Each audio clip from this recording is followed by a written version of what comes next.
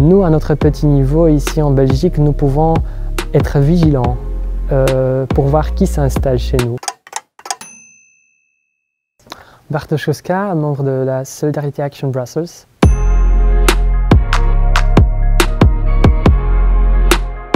Donc les minorités de genre, les minorités sexuelles et les femmes subissent une détérioration de leurs droits en Pologne. Ça concerne aussi bien la législation que le niveau plutôt discursif, parce que nous avons observé par exemple pendant la campagne présidentielle que les candidats du PiS, les candidats qui a gagné, donc le président Duda, a déclaré au fort qu'on essaye de nous faire comprendre que les personnes LGBT sont des êtres humains, alors qu'ici nous parlons de l'idéologie. C'est un discours qui encourage la haine. Nous faisons face à une interdiction de l'avortement. C'est une décision qui a été prise par le tribunal constitutionnel qui, comme il faut le souligner, est illégale parce que les juges qui siègent au tribunal constitutionnel, ils ont été élus de manière illégale. Donc les décisions qui sont prises ne sont pas prises au niveau démocratique. Il n'y a aucune possibilité de discuter avec ces décisions, de faire responsabiliser les élus ou les députés. Toutes ces décisions sont prises à des niveaux qui ne sont pas facilement accessibles aux citoyens. Aussi en ce qui concerne les personnes LGBT, on essaye de ne pas faire avancer leurs droits, on essaye de faire des petites méchancetés, on essaye également de les punir, de les pointer du doigt, comme en créant par exemple les zones sans LGBT. C'est un niveau de pouvoir local qui n'a absolument rien à voir au niveau constitutionnel avec une quelconque forme de lutte idéologique. Donc ce ne sont pas des élus qui doivent s'occuper de la place des personnes LGBT dans la société. Donc l'objectif de ces déclarations, c'est purement et simplement de nuire à cette communauté.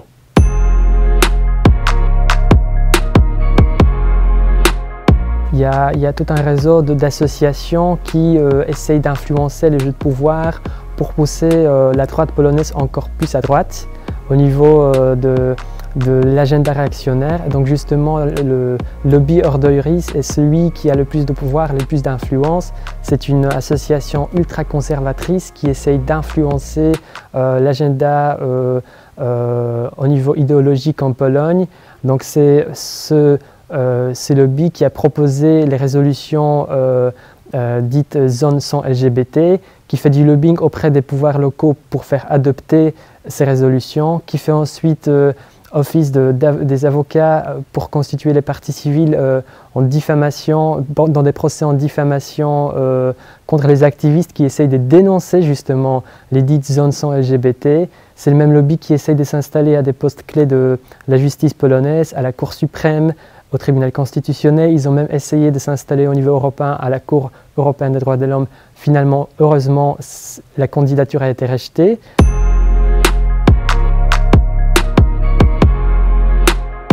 Il faut de la vigilance. Il ne faut pas oublier que la Belgique n'est pas uniquement la Belgique, nous avons aussi ici à Bruxelles les institutions européennes et pas que. Donc il y a beaucoup de lobbies qui tournent autour de Bruxelles et il y a beaucoup de lobbyistes qui essayent d'influencer les décisions qui sont prises à un niveau de pouvoir supérieur et qui nous concernent tous. Nous, à notre petit niveau ici en Belgique, nous pouvons être vigilants pour voir qui s'installe chez nous. Je trouve que c'est très important d'agir de telle manière pour 4 raisons. Tout d'abord, nous avons l'influence de ces lobbies au niveau européen. Ils disent clairement et simplement qu'ils veulent abolir la Convention d'Istanbul. C'est la première chose.